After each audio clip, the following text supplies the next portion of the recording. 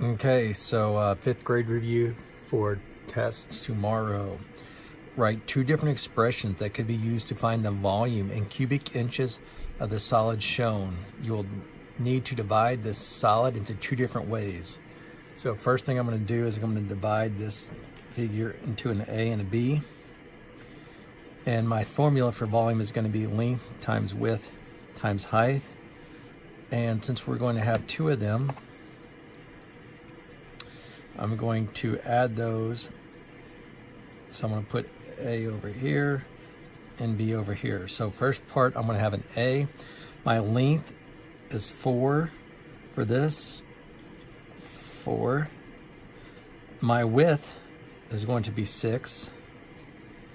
And my height is going to be 8. For part B, my length is not 10. The whole side is 10. I know this side is 4 from the top, so I'm going to do 10 minus 4, and I'm going to get 6 over here. So my length will be 6. My height, I know the whole thing is 8, and I'm going to subtract the top part, which is 5. So the bottom is going to be 3. So my height is going to be 3, and my width is still going to be 6. So that is the first way to do it. So those are in there. And the second way I'm going to break it down, I'm going to make this an A. So my length of A would be 4. My width is still going to be 6, front to back 6. And my height is 5. For part B, my length is 10, my width is still 6, and my height, the whole thing is 8, minus the 5 will give me the 3. So I have 4 times 6 times 8, and 6 times 6 times 3, 4 times 6 times 5, times 10 times 6 times 3. Number 2.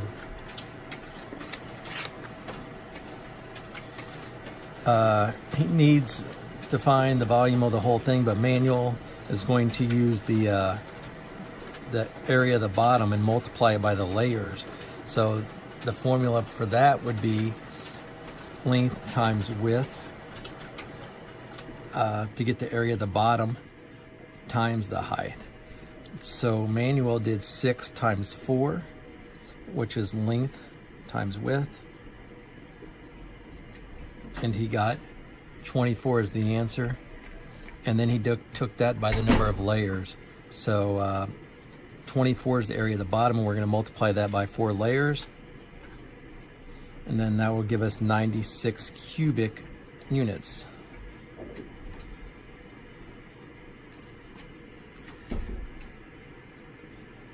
So how could you use the volume formula to find the box's volume? So the regular formula is length times width times height. My length being my 6, my width being my 4, and my height also being 4. And if you multiply those out, you get 6 times 4 is 24. 24 times 4 is 96 cubic units. Are the answers the same? Yes, they are the same. So you could figure out the area of the bottom and times it by the height, or you can do length times width times height. Either formula will work.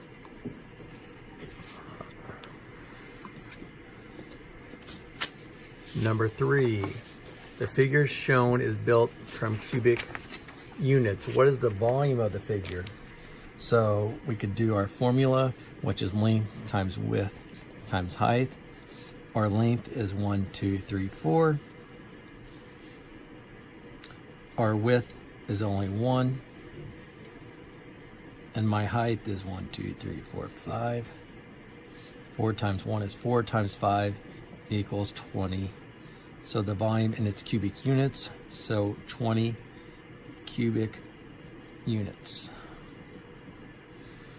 And explain, so I kind of put that up there. So length times width times height. 4 times 1 times 5 equals 20 cubic units. The next question, they want you to build a different rectangular prism using the same number of centimeter cubes as in figure above. You can use a drawing, so a couple of ways you could do that. You could do a length as long as it equals 20. You can do a length of 4, a width of 5, and a height of 1. You could do a 10 as a length, a width of 2, and a height of 1. And any ordered number of those would work, as long as the total equals up to 20 centimeters cubed. So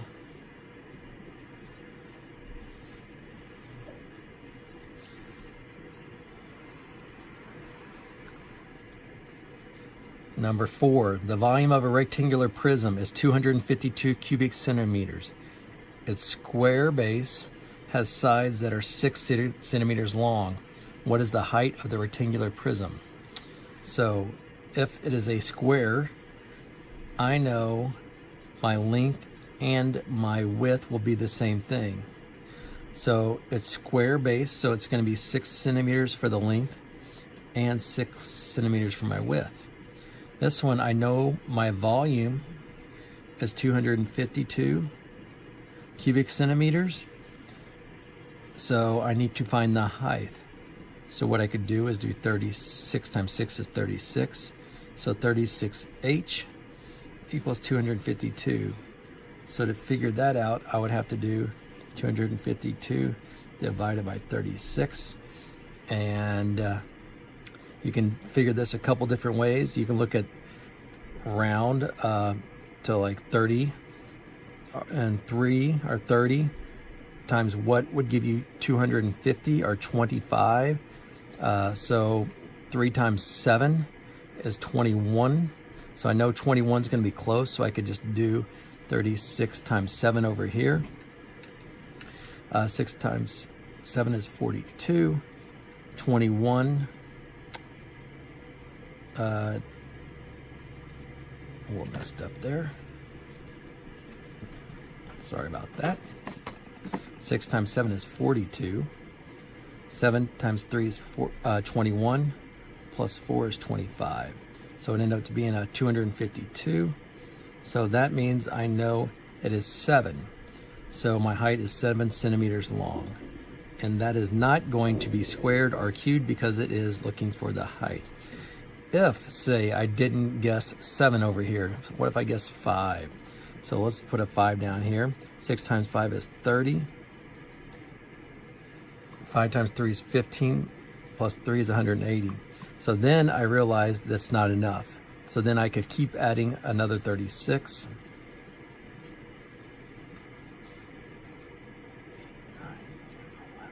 So it's 216. So then I'd have to add one more. So that's 5 plus 1. So that'd be 6 there. And another one would give us 252.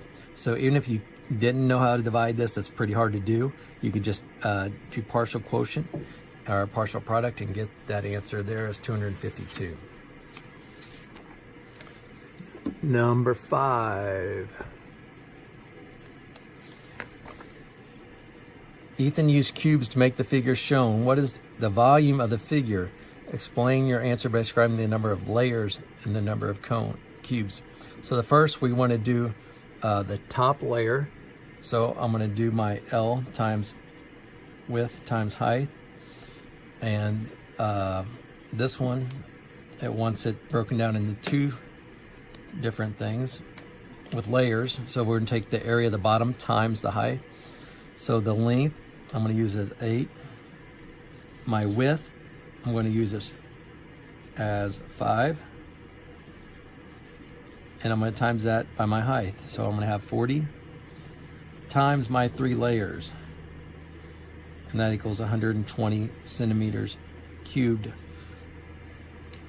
So we need the layers because it wants us to do that. Understand that the area of the top, so the top layer is 40, and then we're gonna have 3 sets of those.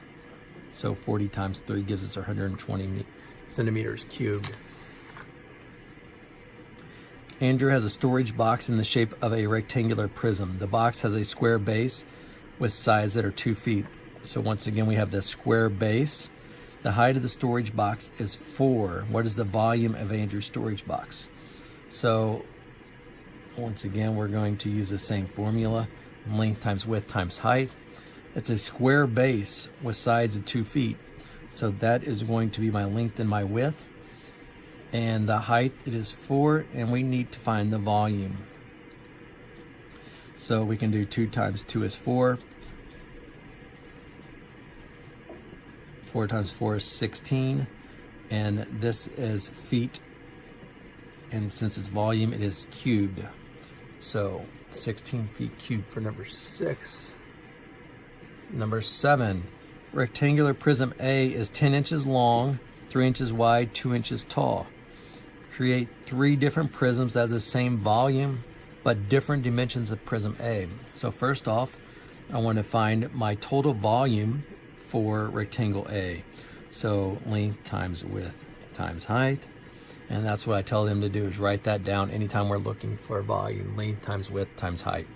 So the first one, it says 10 inches times 3 inches times 2 inches. So I have 30 times 2, or 60 inches squared as my volume. So now I have to find 3 different prisms, but it doesn't matter what the dimensions are as long as they add up to 60. So the first one that I can think of would be 5 times 6 is also 30 times 2. So that's going to give me 60 inches cubed. Another one would be 15 times 2 times 2 would give us 60 inches cubed. 5 times 4 is 20 times 3 would give us 60 inches cubed. And I could write these any way. So if I switch the 2, I could do 2 times 5 times 6. 2 times 15 times 2, it doesn't really matter. They're all interchangeable, since multiplication can be done in any order, since they're all multiplication.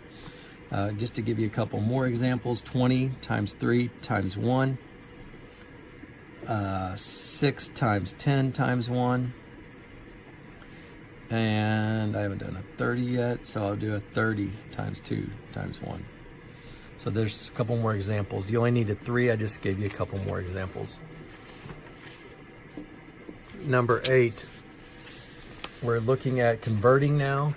We're going to convert ounces to cups, cups to ounces. On the kids' worksheets, it was messed up, so I changed it on this one. It does say cups and ounces. So if we know that 1 cup equals 8 ounces, we know to get to 4, they took half of that. So 8 divided by 2 equals 4. 1 divided by 2 equals 1/2. So I know a half a cup is equal to 4. So if I know 1 cup is 8 and a half a cup is 4, I can do 1.5, or 8 times what gives me 12? 8 times 1.5, and then multiply that by 1.5. 8 times 2 is 16. 1 times 2 is 2. 1 times 3 gives me my 3 cups. 8 times 3 would give me 24. So just to see what I did, I knew it was 3, so I need 3 of these, 3 cups. So I took the 3 of my 8 ounces and multiplied that 3 times 8 to give me 24. Okay. 6, a group of students participated in a relay run to raise funds for a charity. Each of the 30 kids ran 3 laps around a 400 meter track. How many kilometers did the group run during the relay? So we know that 1 kilometer equals 100 meters.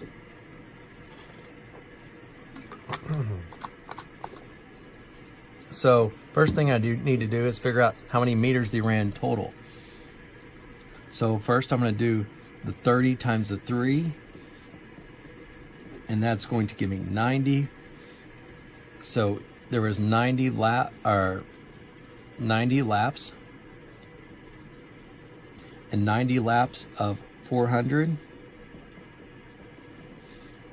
And so I know it's going to be 9 times 4 is 36, and then 3 zeros. So 3,600, and that's going to be in meters.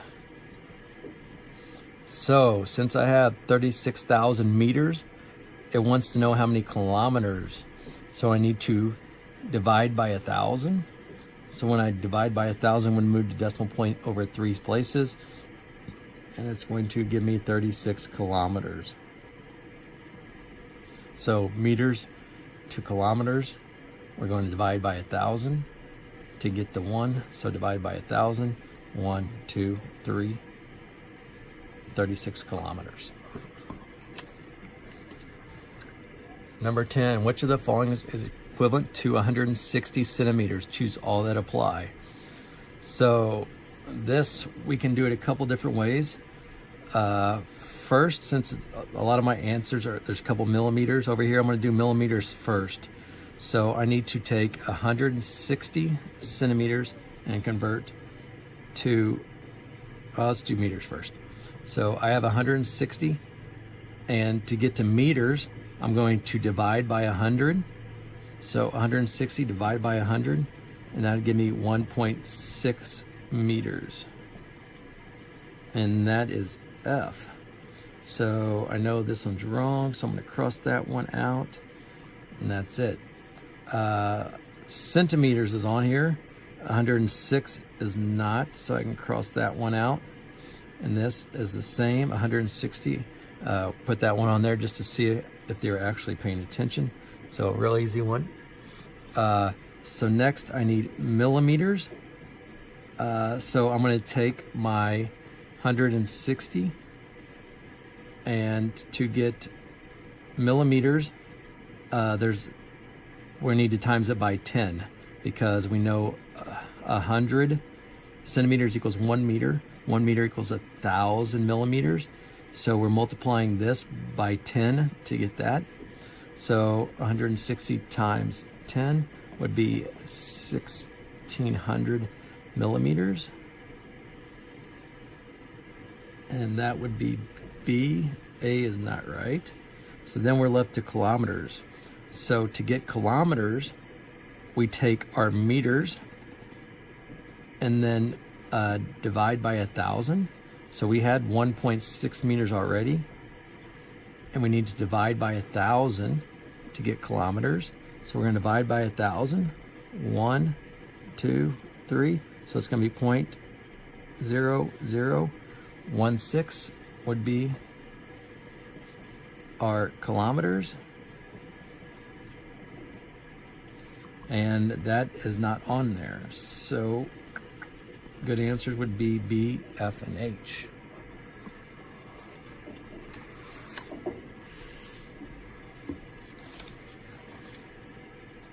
Sarah says that 3.5 quarts is the same as 12.5 cups.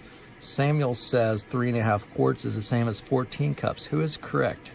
Explain. So the conversion of 1 quart is 4 cups. So we need to take our quarts and times it by 4 to get our cups.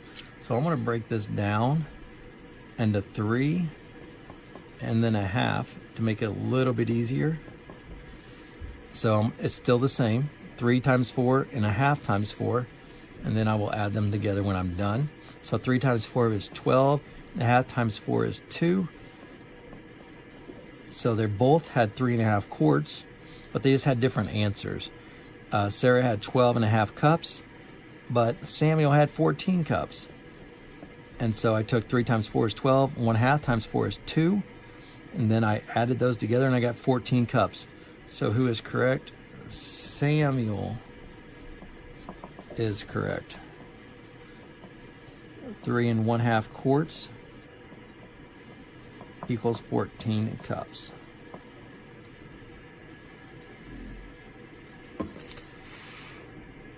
In our class, once group of students painted a rectangular St. Louis Cardinals mural. Another group of students made clay pots. The height on the wall mural is 220 centimeters. What is its height in meters? So 1 meter equals 100 centimeters. So to get to meters, we need to divide by 100. So we're dividing 220 divided by 100, and that would equal 2.20.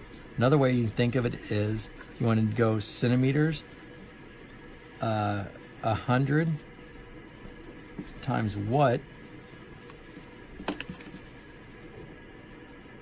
Let's put a question mark there.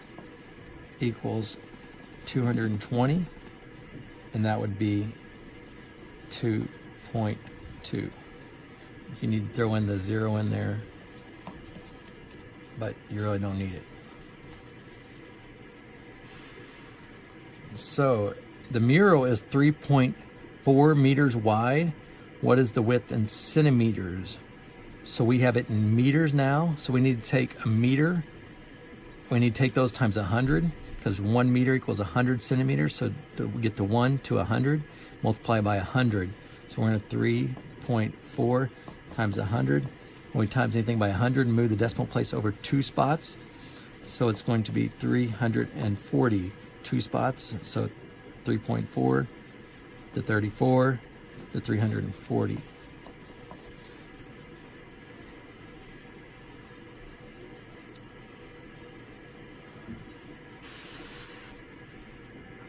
Students use a total of 124 ounces of clay to make clay pots. How many pounds of clay did they use? So we have 124. We're going to divide that by 16.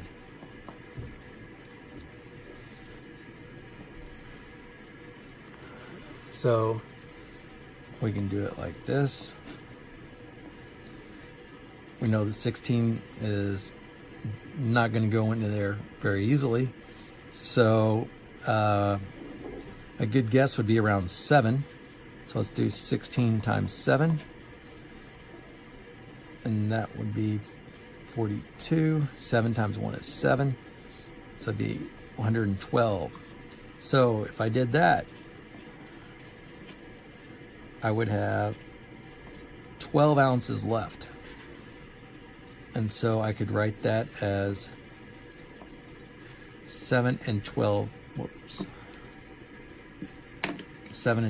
sixteenths.